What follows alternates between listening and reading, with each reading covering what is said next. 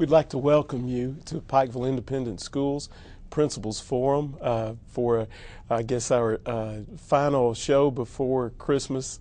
And as always, joined here by the principal of Pikeville High School, Mr. Michael Rowe, and the principal of Pikeville Elementary School, Mr. Robert Jones. I'd like to not only welcome them, but also welcome you, and just begin by saying how thankful we are to be here. A lot of exciting events going on, and the schedule is seems as though it's packed, whether it's during the time that we're in school or even during Christmas break. And I know there's a ton of events on your list, and if you'd like to begin, Mr. Rowe, we'll start with you in the high school.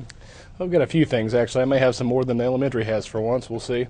The first thing I do want to say is I just want to say thank you to our community, to our stakeholders. You know, we are a district of distinction. We're one of 9 school districts across the state of Kentucky that has been labeled that based upon our accountability score. So I want to thank our community and our stakeholders, Mr. Green, our board members, and everything at the elementary school and our teachers at the high school. I want to thank everybody because this is a team effort, and you don't get to be ranked in the top 9 in the state of Kentucky without a lot of hard work. So thank you to everybody. Pikeville High School is one of 8 high schools in Kentucky to be named the highest performing school. Again, thanks to the same people I mentioned a while ago, thanks to our students, thanks to the faculty, thanks for the elementary for giving us the students that have come to us on grade level, which makes our job a whole lot easier. So again, our accountability scores, we're happy and we're excited, and we just want to recognize these accomplishments when we get those. I want to say kudos to Mr. Green and our board for providing our steak dinner for the high test scores. Our students were extremely excited. I shared it at the board meeting the other night. Kind of brings tears to your eyes. We had a couple of students who come up and said they've never had a steak dinner before. So, I mean, just kind of puts things in perspective. But I can tell you that they hope they get more steak dinners, Mr. Green. So we hope they do well in their tests and we can do that. I want to say a special kudos to Miss Ann Carty, our board member, former teacher in our district.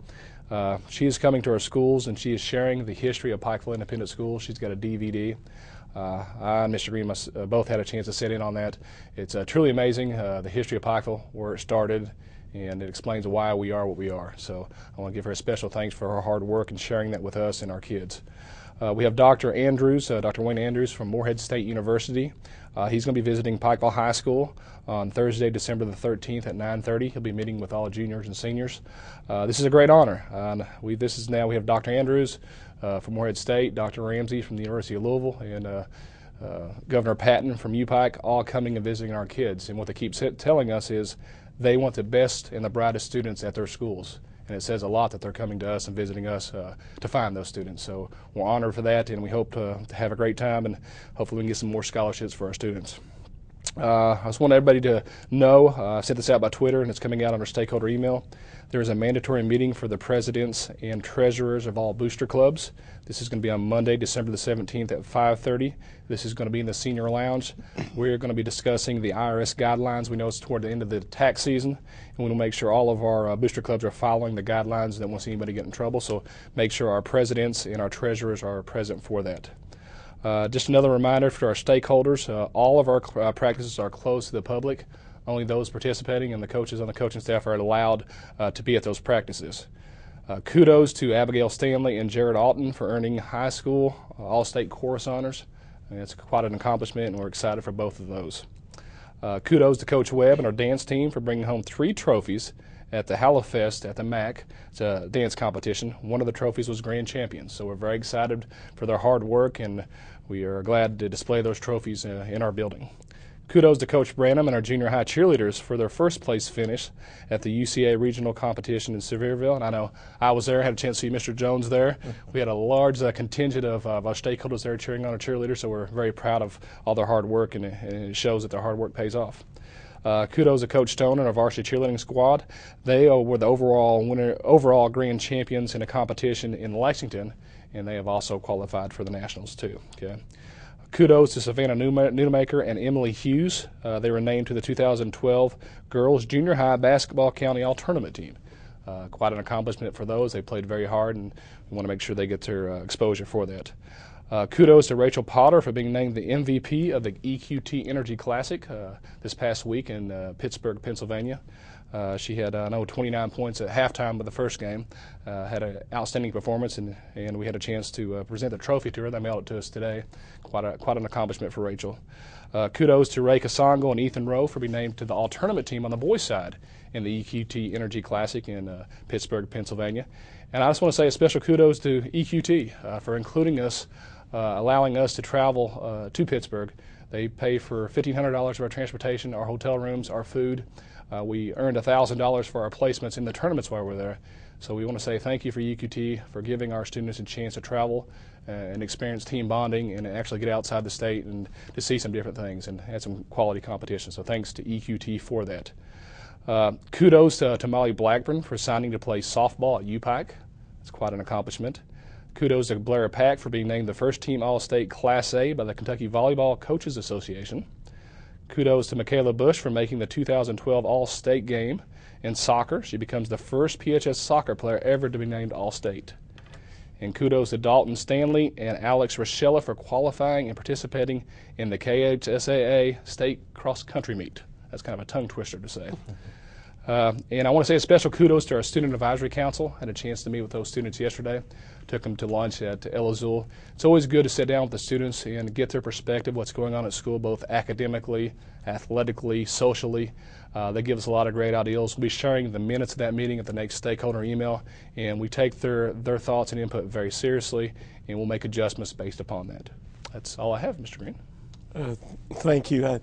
Excuse me. I know that for some of you that may have had the opportunity to catch it, certainly want to thank Mr. Johnny Belcher, who had a great presentation concerning the new accountability system, Unbridled Learning, and tried to go through some details with you and our stakeholders, explaining everything from grade 3, where the assessment begins, through the 12th grade. And want to thank him and just briefly touch on what Mr. Rowe shared with you concerning being a district of distinction. Want to commend both schools, the staffs, the principals again. Say congratulations to the staff members. Something that could share letters of congratulations from the Commissioner of Education that our school district received, along with the State Board of Education. And he will also be on a visit congratulating those 9 school districts that you mentioned. And we're certainly thankful for that. And of course, he'll be making a special trip too to the high school, also as a school of distinction. So congratulations to you and the staff. And again, something that Mr. Belcher tried to point out and talk about expectations being out the roof for us. The growth portion of the assessment for the high school occurs between the plan and the ACT, and of course the plan is the assessment given to 10th grade students, and the growth from the plan to the ACT is that measure of growth. Well, you've got some lofty aspirations there, because Pikeville High School ranked number 3 on the plan assessment scores. So it's going to be really difficult to show growth unless you're number 1 or 2 in the state of, I believe, 239 high schools. So as we said the other day, Mr. Rowe, the low-lying fruit's gone. Yes, it is. We know there's a lot of hard work ahead of us. I think our teachers and our staff are up to the challenge, and I know we've got our stakeholders at home that are pushing their kids to do better, so we're excited, and our goal is to be number 1. Right. Also, want to say huge congratulations to one of the current staff members that will soon be leaving at Pikeville High School, or Pikeville Junior High. Miss Mary Belcher was recently hired as our new instructional supervisor. I want to say congratulations to her, and also that job is posted, so anyone interested in applying for a junior high mathematics position, we're looking for a great replacement for Mrs. Belcher. So just wanted to pass that along, and congratulations to her, and also a huge thank you to Miss Sherry Tackett, who will be retiring at the end of this month. I want to thank her for everything that she's done for the district and the students and the staff within the district, and we certainly wish her the best. That was certainly a great deal going on at PHS? Are things just as busy at the elementary school, Mr. Jones? We're pretty busy. It's probably, if all things considered, it's the second busiest time of the year. If you take into consideration the end of the school year being number one, the week or so before Christmas break is always pretty busy. We have many activities going on right now, and I have a few things written down here to mention, but I don't think I have as many kudos as Mr. Rowe had, but I have several. We recently, our sixth grade academic team recently competed in regional competition, have some individual results. Our team overall placed second in the region in academic competition. We had a third place finisher in language arts, and all these are regional results. Cami Gaunt finished third place, Caitlin Keithley fifth place, and Tiffany Lynn finished sixth in region in language arts. In math, we had a third place finisher, Lindsay Lockhart, and a fourth place finisher, Josh Young. That's in math. In science, we had a second place finisher, and all these are written assessments. Sydney Williamson, and Sydney also finished fourth place in social studies. So congratulations, Sydney. Arts and humanities, we had a third place finisher, Lindsay Lockhart, and a sixth place finisher, Matthew Mims. In written composition, we had the first place, the regional champion in written composition, the written assessment, Tiffany Lynn finished first place in the region among elementary schools in written composition. Also, Cami Gaunt finished third place, and Caitlin Keithley finished fifth place. So congratulations to Miss Fields, Miss Brewer, and all the sixth grade academic team. Their season is cut kind of short based on the way the sixth grade showcase is in KAAC academic competition. So basically, that's the entire season is after you compete in that sixth grade academic showcase in elementary school, and then the possibility of moving up to the junior high exists, and we're pretty good about working together on that. So congratulations to the sixth grade academic team. The $64,000 question that's been asked quite a bit recently is when's basketball going to get going, our Little League basketball. We have, we're fortunate enough, I guess, to have 16 teams in our Little League this year. That's students in grades 2 through 6. We have, I think, about 10 boys teams and about 6 girls teams, if I'm not mistaken.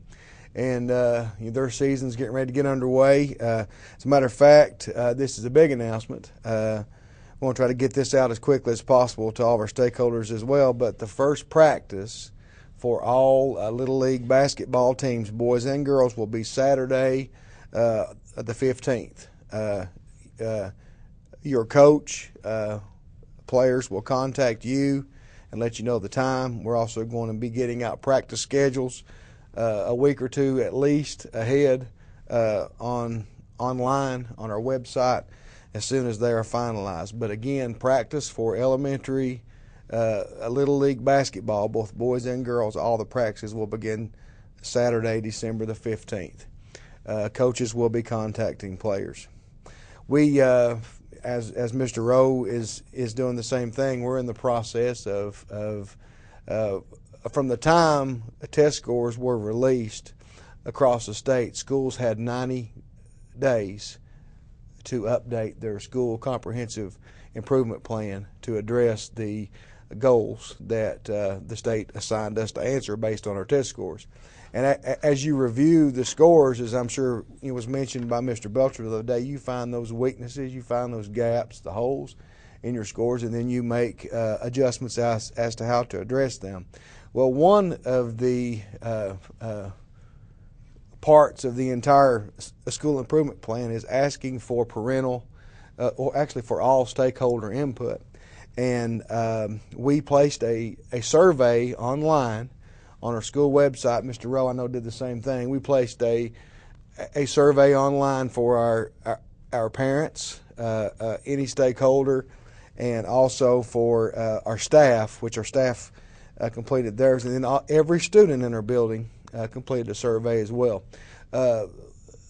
All of those surveys, we had a pretty good response among our parents. We reminded them through our stakeholder email and also sent some notes home. We had many who went online and completed that for us. Those surveys are now closing, and we're going to use that data as we continue to plan to update our school improvement plan.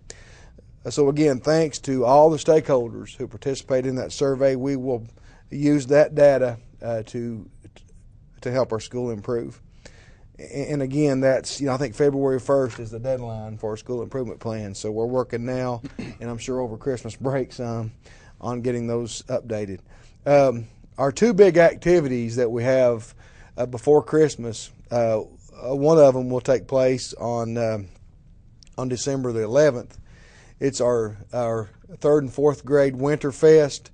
We basically, our PTO does an activity for 5th and 6th grade, 3rd and 4th grade, and K1 and 2 each semester. The 5th and 6th grade had a Halloween party. The students in grades preschool through 2nd grade participated in a Cookies with Santa program. And the 3rd and 4th grade this semester is the PTO is having like a winter festival. It's called Winter Fest, and that will take place on the 11th, December the 11th, beginning at 6 p.m. at PES. So that's a big activity. Also, as you know, we've talked about this before, we do several family nights throughout the school year. Our family literacy night will be a Thursday evening, the 13th of December, beginning at 6 p.m. at Pikeville Elementary School. Several different activities for kids in all grades to increase their skills in literacy, and also we have several different presenters who will be speaking to parents during those times, providing ways and suggestions of how they could help their child become a better reader at home. So, that's family education night, as well as some help and some fun activities for our students. Also, to top that evening off, our chorus at the end of that evening will be performing some Christmas carols, some impromptu Christmas carols and songs as a top off to the evening. So around 7 p.m. or so on December 13th will also be a chorus performance to top off our family literacy night. Again, I want to echo Mr. Rowe. It's an honor, a true honor, to have the privilege to work in this district. We have excellent students, excellent staff. We have a very active a group of stakeholders who are interested in student performance. When you feel like your feet's being held to the fire in the community, it makes you want to perform better. And it's an honor to work with a group like that who is truly concerned about academic performance. And it's been a pleasure. We are very happy about our district. We're proud of our high school. We want to continue to grow and get better, though, and we're going to find ways to improve. So, thank you so much for recognizing that, and for also providing our students with that dinner, you and the board. Well, you're more than welcome. We appreciate your efforts and the staffs and the students at the elementary school, and of course, the students aren't ready for the next level to go to college or university of their choice. Of course, have all these, normally we have all these accolades for students at the high school. Well, they have to receive a great product from the elementary school. We're certainly thankful for that foundation.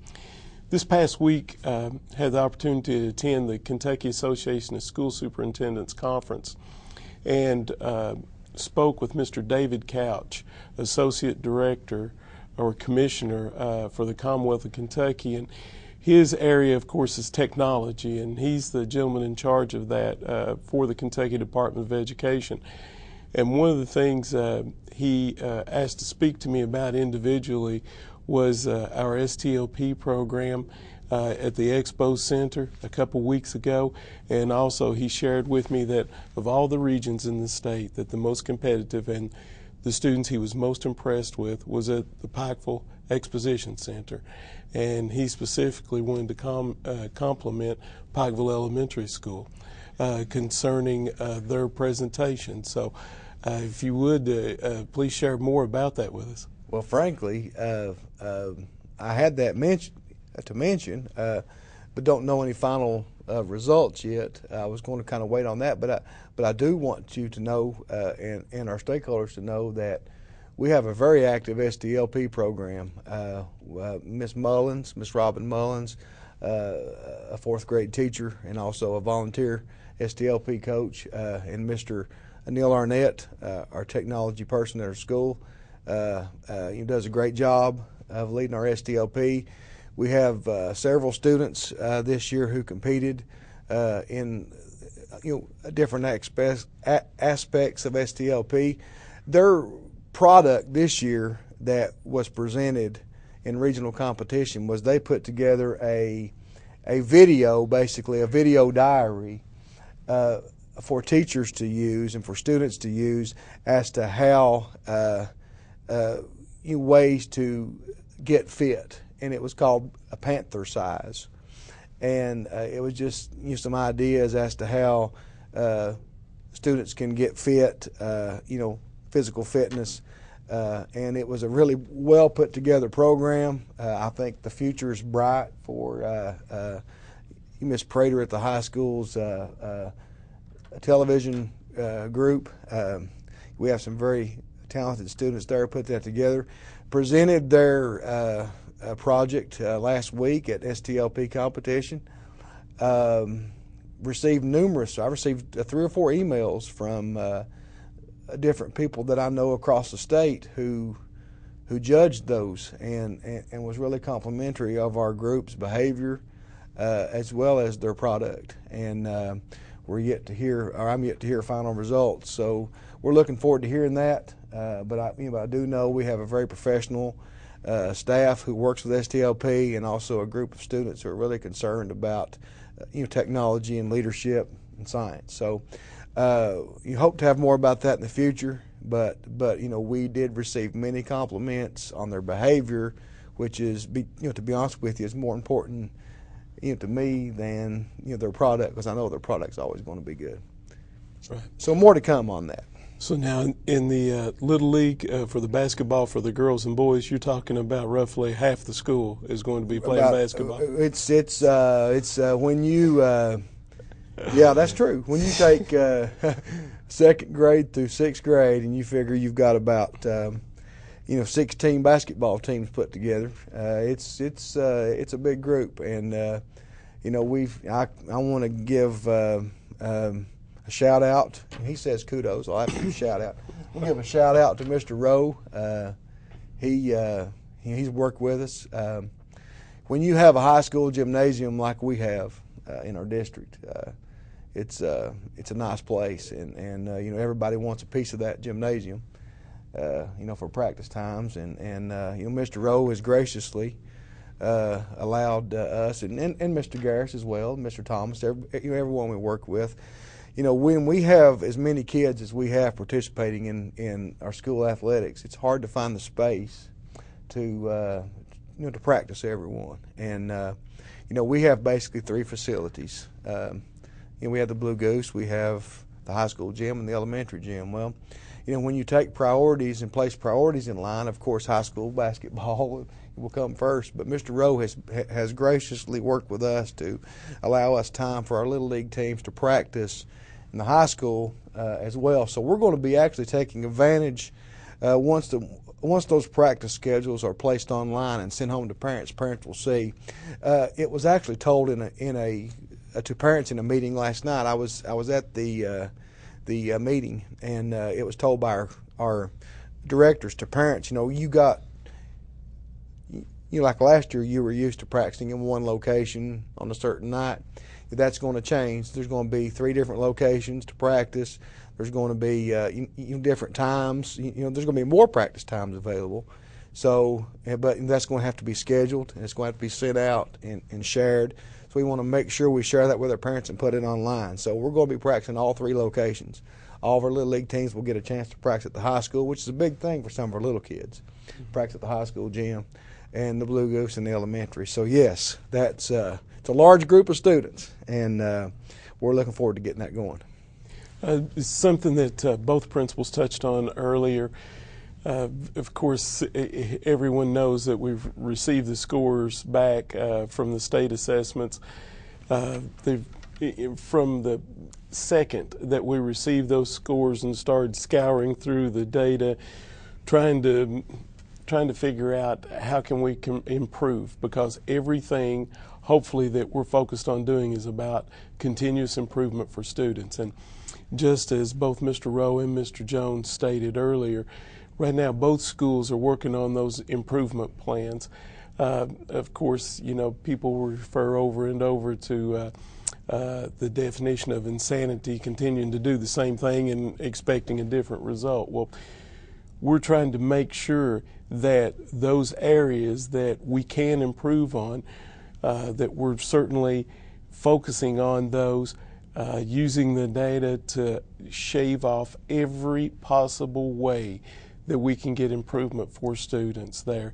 And I know that in many of those areas, our students and staff will rank #1, and of course we're trying to score higher than that. And although we're in the top 9 school districts in the state, we're still trying to continually improve, and I assure you, as I did the other day with Mr. Belcher, those other 8 school districts and others are working just as hard as we are to try to improve. So anything specifically that either of you would like to share about what's going to be different, or what you're looking at that'll be different for next year? I think that, first of all, I think Mr. Rowe will agree, the way the data was presented to us this year was a lot better than what we've seen in the past.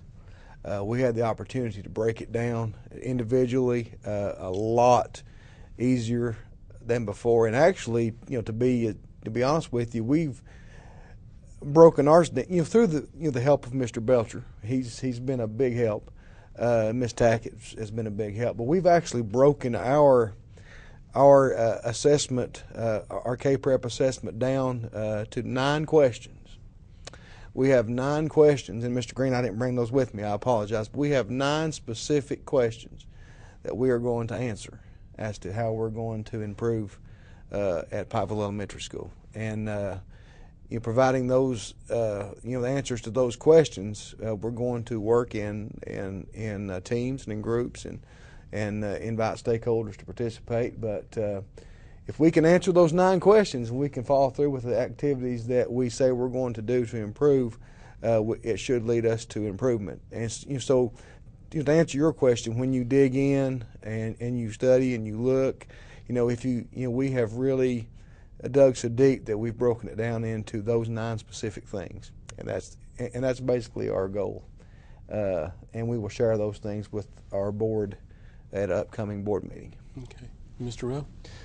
We have really looked at it pretty in depth, and we're to the point now that we're targeting certain student populations. We know certain students, for example, students who may qualify for free introduced lunch, statistically will score lower or have scored lower over time. So our goal is to make sure our instruction meets those students where they're at and to get them to the level they need to be. So that's been our main focus, and we just know that quality instruction overall will improve our scores. So our activity is going to be based around quality instruction.